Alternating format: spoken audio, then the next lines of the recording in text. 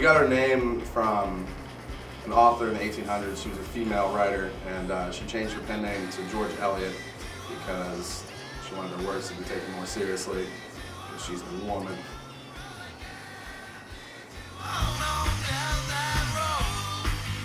Well, we got our name from, it was a dream I had. It was, Jim Morrison came to me and he said, Matt, you're gonna form a rock band. It's gonna be called George Elliot Underground. It's gonna take over the nation. I believed him. So. Well, Brian always talked about a guy that he knew in Cincinnati that he met named George Elliot, and he told us he always wanted to name a band George Elliot Underground. I never knew why or anything or who the guy was, just a guy he met when he was living in Cincinnati, I guess. That's the right Homeless guy. Yeah. Homeless, acid dropping Vietnam vet. That's what I've got. We met in our teenage years in high school, and we met, they had a band.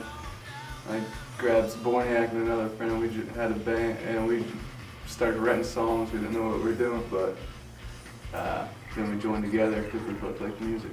We were all high school comrades and developed into collegiate chums. And then that, I'm not a chum. no, you're one of my chums. I mean, you're one of my, you're not a colleague of mine.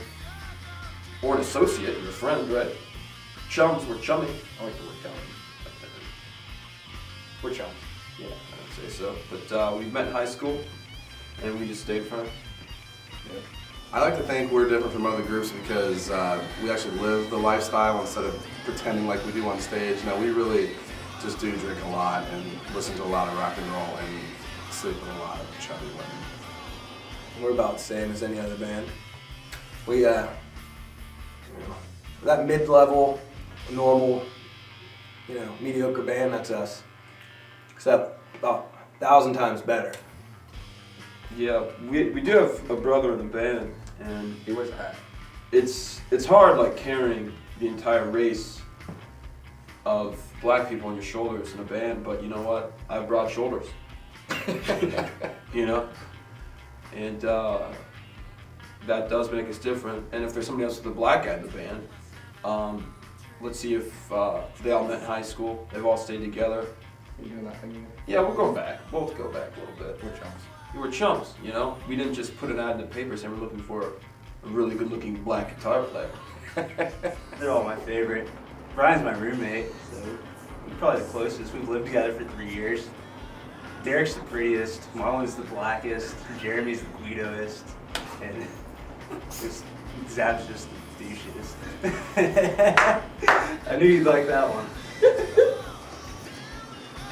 Our influences range from classics like the Beatles, the Rolling Stones, Creedence, Zeppelin, to MC5, now to the modern stuff like Jet, Kings of Leon, Oasis, Slung, and a lot of other bands, Black Keys. Lately, a lot of MC5, Beatles, of course, Stones, of course. I'm a huge Aretha Franklin fan. I like my soul, I like my Four Tops, so stuff like that. Anything with soul, I guess. Our music, I can definitely classify this one for you. Our music is very classifiable. People say you can't classify your music into anything that, doesn't want. It's this, part of this, part of this. Our music is all about it's all the showmanship, baby. It's a lot of, just kicking back in and taking the breeze in, loving every minute of life. And somewhere in there is where our music lies. We just want to really explore and take everything as far as we could possibly take it. If we make a punk song, make a punk song.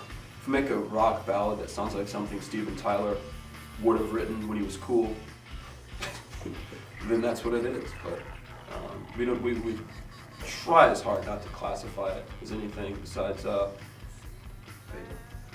rock and roll, I guess. Yeah. Being in this band has liberated me so much. In the midst of losing everything and finding oneself, in that journey that you track with no bags, you only carry a sword and a shield. The sword being the guitar, the shield being the crowd. And I will slice everyone in the audience to death with my guitar in that journey to find what is really meaningful in life. That's what I would like to say.